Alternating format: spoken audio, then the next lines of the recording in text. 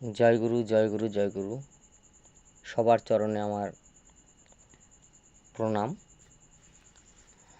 আজ যে বিষয়টা নিয়ে কথা বলতে আপনাদের সামনে এসেছি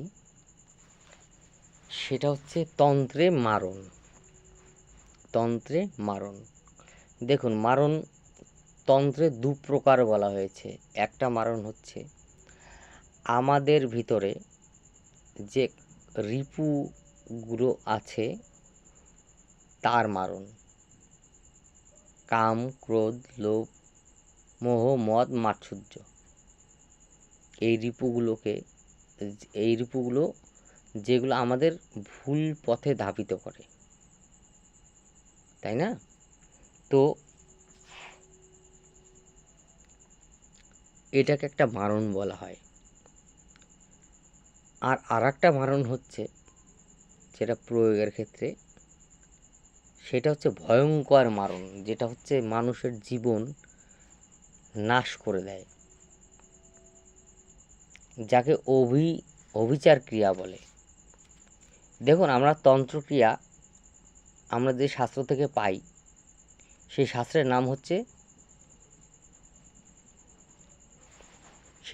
নাম হচ্ছে অগ্নিপুরাণ।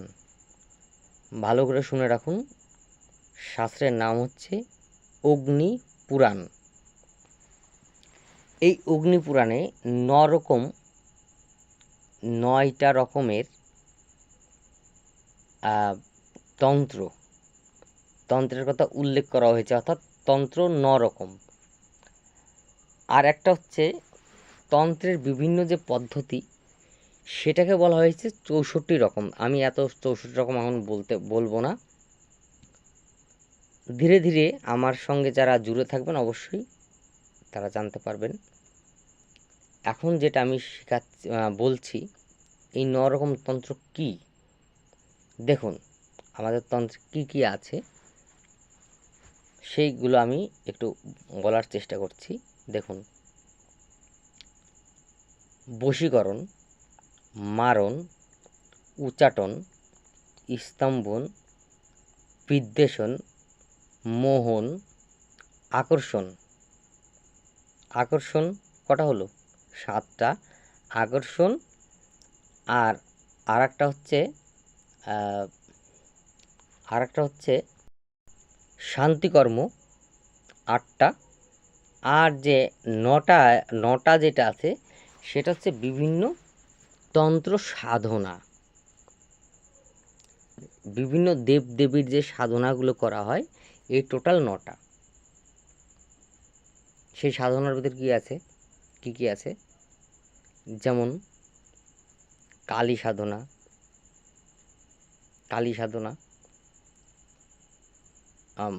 ভৈরব সাধনা, যক্ষিণী সাধনা। এই 3টা আমি বললাম। 3টার ভিতরে সবগুলো সাধনা দেখুন জড়িত।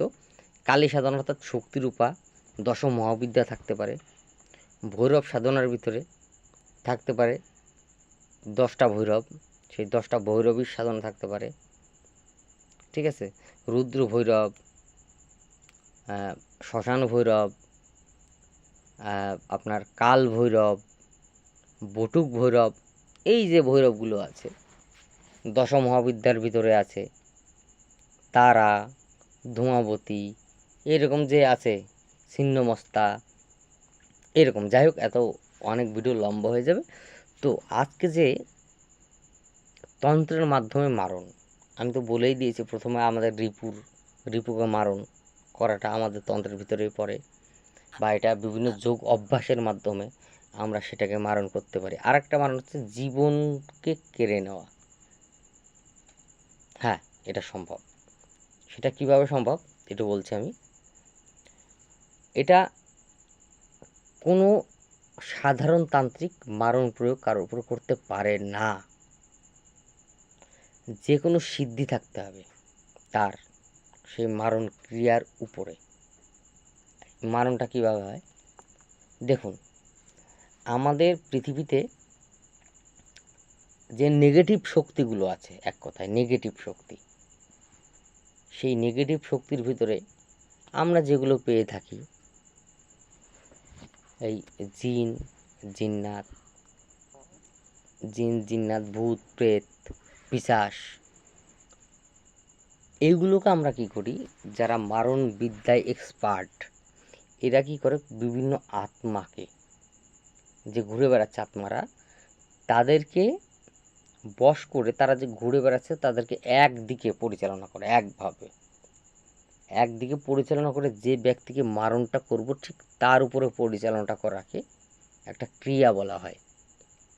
এই ক্রিয়ার ভিতরে, মারণ ক্রিয়ার ভিতর 2 রকম ক্রিয়া আছে। সেই ক্রিয়া কি, কারোর ভেতর যে কোনো রোগ প্রবেশ করানো, রোগ যেমন হতে পারে জ্বর চালান করা, তাকে প্যারালাইজড করে দেওয়া, তার চোখ অন্ধ করে দেওয়া, তাকে পাগল করে দেওয়া, তার যে কাজগুলো করছেন সেটাকে নষ্ট করে দেওয়া, এগুলো অভিচার ক্রিয়ার ভিতরে পড়ে। এটা হচ্ছে শাস্তি দেওয়ার ভিতরে পড়ে গেল। এইবার আর একটা ক্রিয়া আছে, সরাসরি মারণ ক্রিয়া। মারণ ক্রিয়াটা এমনভাবে হয়, বিভিন্নভাবে হয়, যেমন কিছু লেবুর সাহায্যে হয়। লেবুকে অভিমন্ত্রিত করে তার ভিতরে পিন গেড়ে দেওয়া, এটা হয়। যে এই ক্রিয়াগুলো করেন যারা এক্সপার্ট, তারা বেঁধে দেয়, এতদিনের ভিতর সেই ব্যক্তি এই পৃথিবী থেকে বিদায় নেবে, বেঁধে দেওয়া হয়। আবার পুতুলের মাধ্যমে করা হয়। কিছু আছে ঘট অর্থাৎ কোনো মাটির পাত্রে আগুন জ্বালিয়ে সেই ঘটকে অভিমন্ত্রিত করে ছেড়ে দেওয়া হয়। ঘট একদম উড়ে গিয়ে যে ব্যক্তির উপর চালান করা হয় তার উপরে গিয়ে পড়বে, এই একটা ক্রিয়া। আর একটা ক্রিয়া আছে, কোনো কিছু করে কলার পাতাতে, কলার যে মাঝখানে যে মাছ পাতা হয়, সেই পাতা এনে সেই পাতার উপর করা যায়। কিছু ক্রিয়া আছে, পানকে অভিমন্ত্রিত করে জলে ডুব দিয়ে পানকে গেড়ে দিয়ে কেটে দিলে সঙ্গে সঙ্গে সেই ব্যক্তির এই যত ভিতরে যত নাড়ি আছে পেটে, সেগুলো কেটে একদম সঙ্গে সঙ্গে আলাদা হয়ে যাবে, এই একটা ক্রিয়া। কিছু আছে পুতুল ক্রিয়া, যেটাকে আমরা ঢুঢু ক্রিয়া বলি। পুতুল বানালাম, পুতুল বানানোর বিভিন্ন পদ্ধতি আছে। বানালাম, পুতুল বানিয়ে যে ব্যক্তির নামে করব, তার ওই পুতুলে প্রাণ প্রতিষ্ঠা করলাম, চক্ষুদান করলাম, করার পরে ওই পুতুলের উপর ক্রিয়া করা। এমন এমন ক্রিয়া আছে পার্ট টু পার্ট, অর্থাৎ আমি পুতুলের সব কিছু তৈরি করলাম। একটা যদি ছেলের উপর ক্রিয়া করি, ছেলের মূর্তি বানালাম, মেয়ের উপর ক্রিয়া করলে মেয়ের মূর্তি বানালাম। ঠিক যেখানে যেখানে আমার মারার ইচ্ছা, ক্ষতি করার ইচ্ছা, ঠিক সেখানে সেখানে পিন ফোটাবো। যদি মাথাতে ফোটালাম, ও পাগল হয়ে যাবে, ঠিক আছে। যদি ওর বক্ষে এপার ওপর করে দিলাম, বা মানে যেখানে হাড় আছে, তো হার্ট স্ট্রোক করে মারা যাবে। এরকম বহুত বিবিধ ক্রিয়া আছে। তো এটা হচ্ছে তন্ত্রে মারণ, এটা সম্ভব। কিন্তু ऐरा गैरा ये क्रिया नहीं कर सकते, ये नामुमकिन सा है। আর दूसरी बात, আর একটা কথা, সেটা হচ্ছে মারণ ক্রিয়া যে ব্যক্তি করে, যার উপর করা হয়েছে তার 4 গুণ রিস্ক যে করে তার উপরে। কারণ আমি ধরে নিন আমি কারোর উপর মারণ ক্রিয়া করলাম, এইবার ওই ব্যক্তিটা বুঝলো যে আমার উপর কোনো ক্রিয়া করা হয়েছে, উনি অন্য কোনো তান্ত্রিকের কাছে গেলেন, সেটাকে যদি ব্যাক মারে, তো আমার কাছে চলে আসবে কিন্তু রিটার্ন। তখন আমার কিন্তু 4 গুণ রিস্ক বেশি। অর্থাৎ আমি ওকে ধরে বেঁধে দিলাম, 4 দিনে ওই মানুষটা মারা যাবে। তখন আমার উপরে যদি ব্যাক ফিড আমি খাই, এক কথায়, তো আমি 1 দিনের ভিতর মারা যাব। অর্থাৎ যে তান্ত্রিক করবে তার রিস্ক 4 ডবল বেশি থাকে, এই এক কথা। দ্বিতীয় নম্বর কথা, আপনি কারো জীবন দেননি, আপনার জীবন নেওয়ার কোনো অধিকার নেই। অনেক তান্ত্রিক কাছে টাকা খেয়ে এগুলো করে, হাত জোর করে বলছে এগুলো করবেন না। শুধু তখনই করবেন নিজের উপর যখন সংশয়, বিশাল সংকট, তখন ঠিক আছে, নচেত করবেন না। আপনি যদি করেন, অনেক তান্ত্রিক আমি দেখেছি এই মানুষের বান মেরে মানুষের অকল্যাণ করে তারা এমন ভোগে না, জীবনের শেষ সময় একটু জল পায় না। কাজেই এগুলো করবেন না।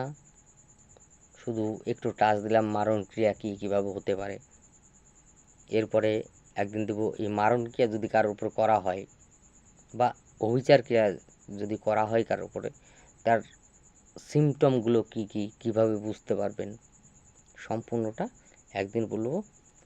এখনকার জন্য জয় শ্রীরাম, জয় গুরু। সবাই ভালো থাকবেন। আর এটা আশা করবো আপনারা কি চান একটু কমেন্ট করবেন। কমেন্ট করলে আমি বুঝতে পারবো। আর সরাসরি আমার সঙ্গে যোগাযোগ করতে হলে আমার মোবাইল নাম্বার 7365099351। জয় গুরু, জয় গুরু।